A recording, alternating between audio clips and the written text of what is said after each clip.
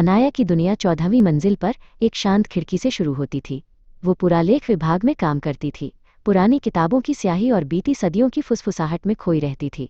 लेकिन रात में वो केवल देखती थी। वो देखती थी क्योंकि उसने जान लिया था कि सबसे दिलचस्प कहानियां कागज पर नहीं बल्कि ईंटों और कंक्रीट के बीच छिपी होती हैं। वो ऊंची इमारतों के इस विशाल कब्रिस्तान में जीवन की सबसे छोटी धड़कनों को सुनती थी। फिर 3 रात पहले सामने वाली इमारत की छत पर एक नया साया दिखाई दिया। वो एक आदमी था, रुद्रा। वो हमेशा मौन रहता था, उसके कदम किसी परछाई जितने खामोश थे। रुद्रा का कमरा हमेशा अंधेरे में डूबा रहता था, सिवाय एक छोटी सी जलती सिगरेट की लाल नोक के।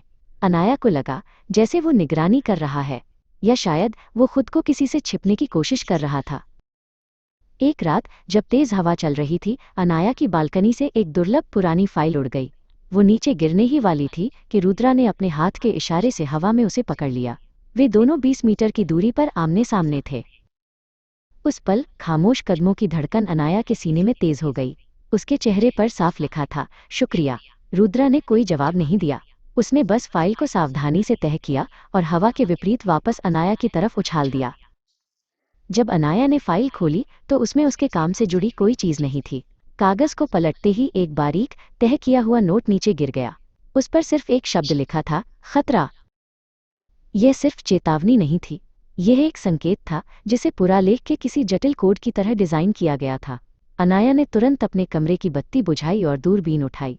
जब उसने देखा, रुद्रा की बालकनी अब खाली थी। लेकिन दीवार पर उसने रुद्रा को कुछ चिपकाते हुए नहीं बल्कि किसी और को देखा। वो एक छोटा चमकदार आयताकार उपकरण था जो साफ तौर पर अनाया के कमरे की ओर इंगित कर रहा था। ये निगरानी थी। अनाया को एहसास हुआ, रुद्रा छिपा हुआ नहीं था, वो फंसा हुआ था। और वो अनाया अब गलती से उस जाल का हिस्सा बन गई थी। अचानक उसके दरवाजे पर हल्की सी लेकिन दृढ़ दस्तक हुई। यह रुद्रा नहीं था,